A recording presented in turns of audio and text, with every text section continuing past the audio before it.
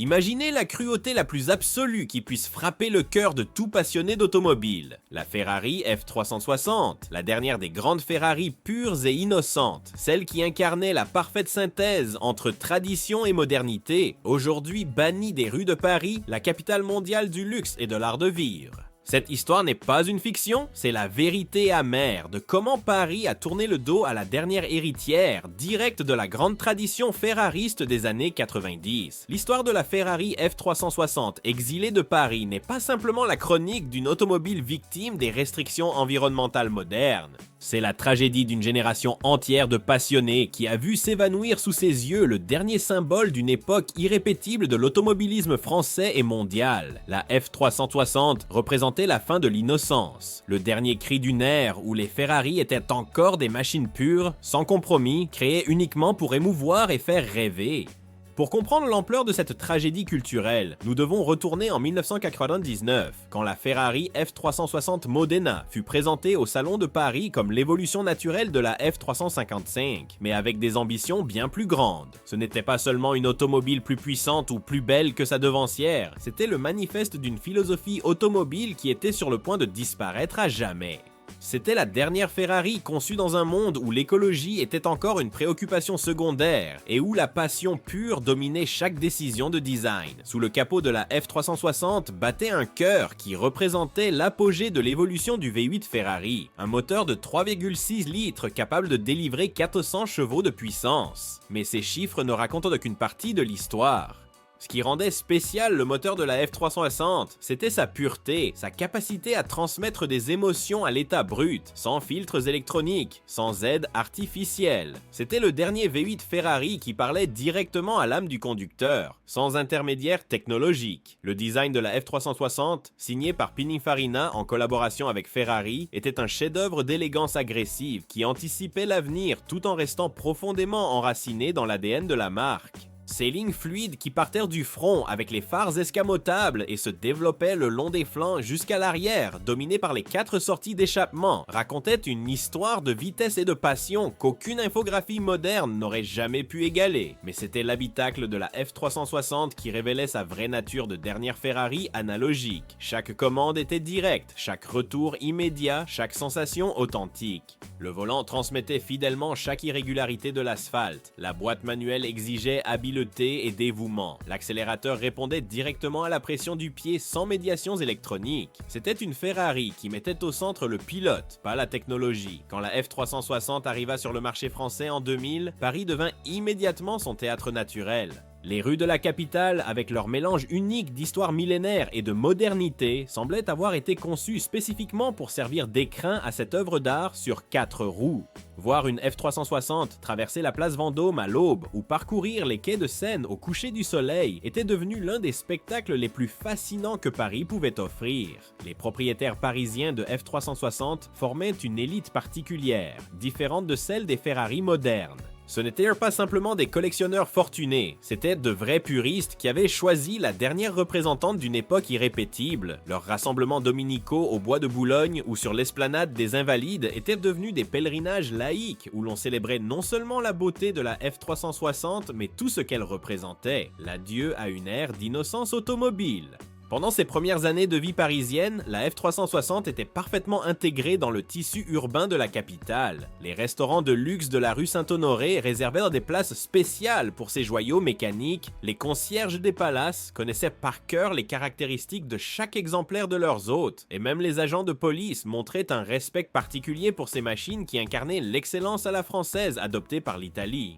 Mais Paris commençait déjà à changer, porté par une prise de conscience environnementale grandissante et une nouvelle vision de la mobilité urbaine. La capitale française, toujours à l'avant-garde des transformations sociales, s'apprêtait à devenir le laboratoire européen des politiques de transport durable. Ce qui semblait n'être que des ajustements mineurs allait se transformer en révolution qui bouleverserait l'écosystème automobile parisien. Les premières mesures environnementales arrivèrent de manière presque imperceptible. L'introduction des vignettes critères en 2016 semblait n'être qu'une formalité administrative de plus, une pastille colorée à coller sur le pare-brise pour classifier les véhicules selon leurs émissions polluantes. Peu de propriétaires de F360 réalisaient alors que cette petite vignette grise allait sonner le glas de leur liberté de circulation dans la capitale. La F360, conçue dans une époque où les normatives environnementales étaient beaucoup moins strictes, se retrouva rapidement dans le collimateur des nouvelles classifications écologiques. Sa classification Critère 3, qui au moment du lancement représentait le maximum de la technologie propre disponible, 10 ans plus tard était devenue synonyme de véhicules polluants à limiter et décourager. Le premier coup douloureux arriva avec le durcissement des contrôles dans les ZFE parisiennes.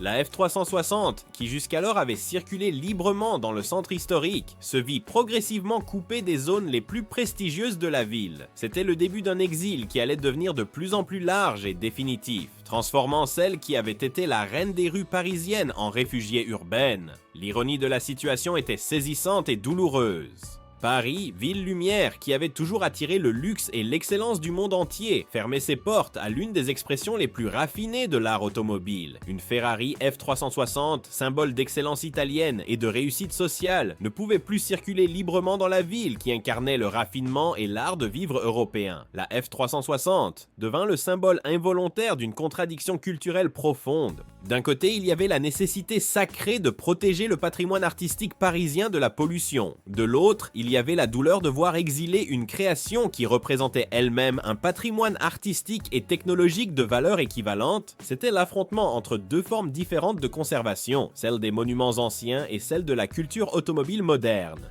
Les propriétaires de F360 se trouvèrent pris au piège d'un dilemme existentiel qui allait bien au-delà de la simple mobilité urbaine. Leur Ferrari n'était pas seulement un moyen de transport, c'était un morceau de leur identité, un symbole de passion cultivé pendant des années, un objet d'art qui soudain était traité comme un déchet polluant à tenir éloigné des zones nobles de la ville. Les conséquences pratiques furent immédiates et dévastatrices. Une F360 qui ne pouvait plus traverser le centre de Paris perdait une grande partie de son charme et de son utilité.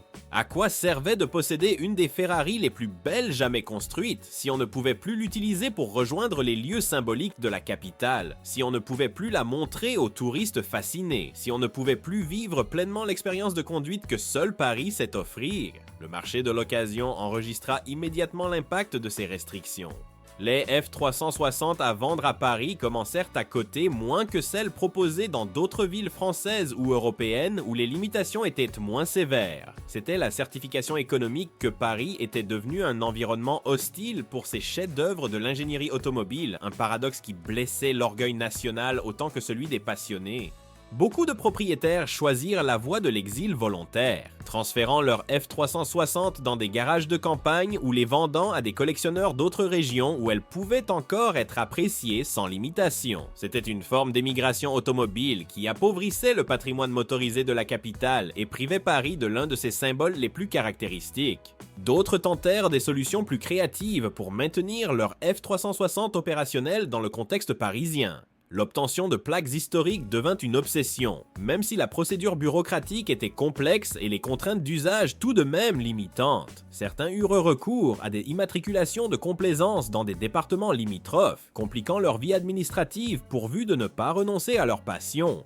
Mais la vraie tragédie n'était ni logistique ni économique, elle était culturelle. Paris était en train de perdre un morceau de son âme automobile, cette partie d'elle-même qui pendant des décennies avait su conjuguer histoire ancienne et modernité technologique, tradition artistique et innovation industrielle. La F360 représentait cette synthèse parfaite et sa disparition des rues parisiennes était comme effacer un chapitre important de l'histoire contemporaine de la ville. Les touristes les plus attentifs commencèrent à remarquer le changement.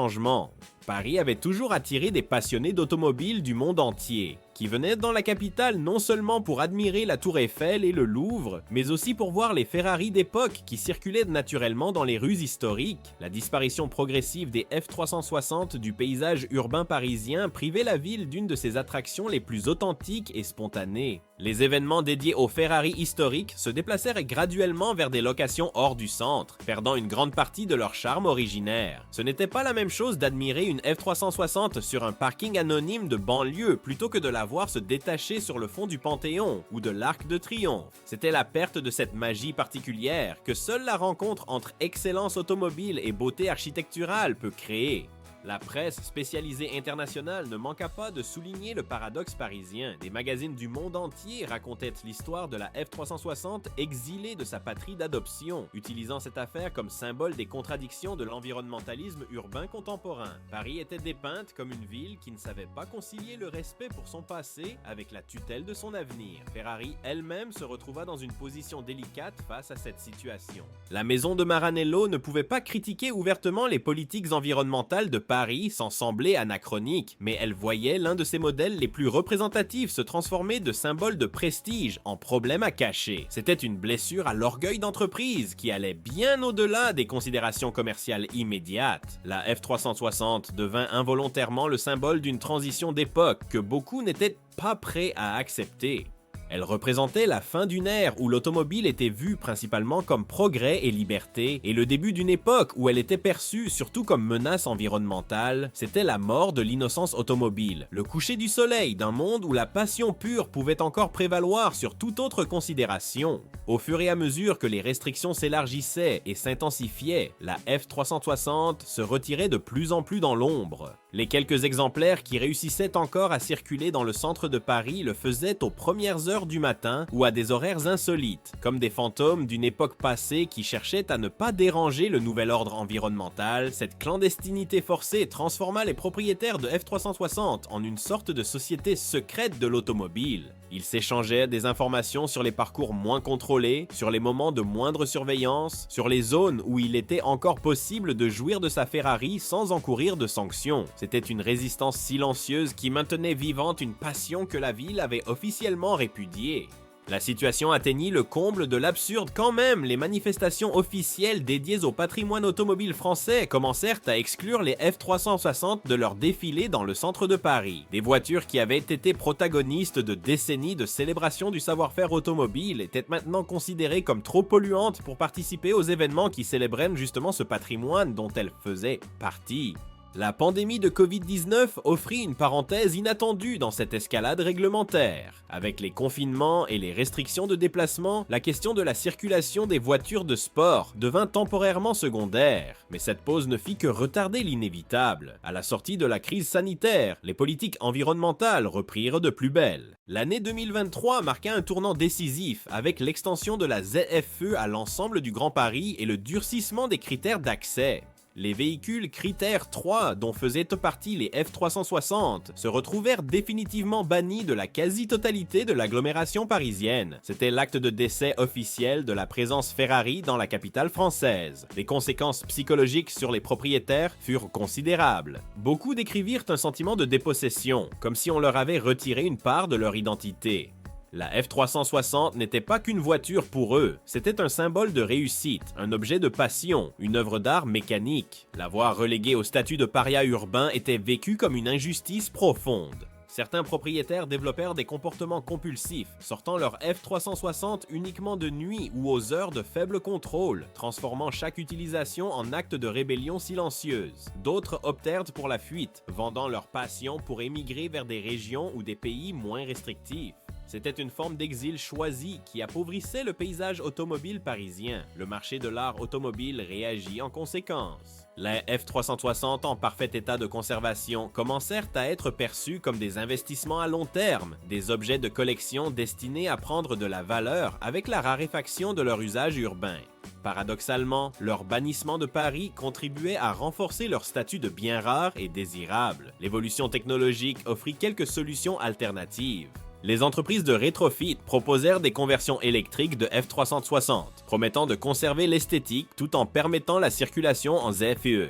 Mais ces solutions, outre leur coût prohibitif, soulevaient des questions d'authenticité qui divisaient la communauté des puristes. Aujourd'hui, la situation semble irréversible. Paris a fait le choix de la santé publique et de l'environnement au détriment de la diversité automobile et du prestige mécanique. Les rares F360 qui circulent encore dans la capitale le font dans l'illégalité ou bénéficient d'autorisations exceptionnelles si rares qu'elles relèvent du privilège absolu. Cette transformation pose des questions fondamentales sur l'évolution de nos sociétés urbaines. Faut-il sacrifier la beauté et la passion sur l'autel de l'écologie?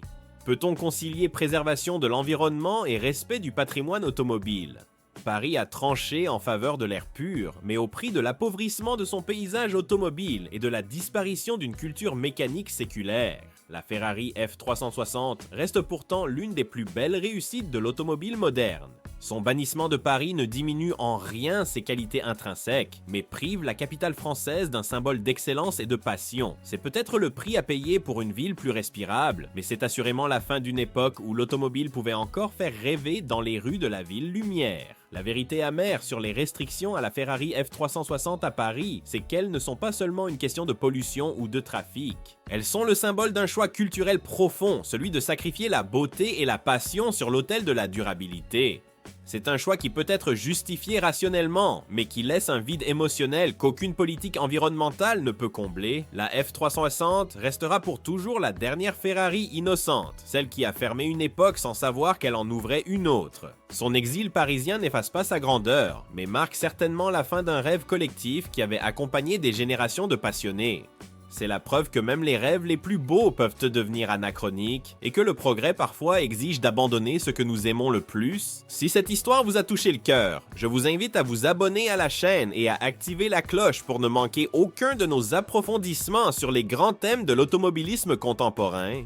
Racontez-moi dans les commentaires, avez-vous déjà possédé ou conduit une F360? Comment vivez-vous le conflit entre passion automobile et responsabilité environnementale? Laissez un like si cette réflexion vous a fait réfléchir et partagez avec qui aime l'automobile vraie, celle qui sait encore émouvoir. À bientôt pour le prochain épisode!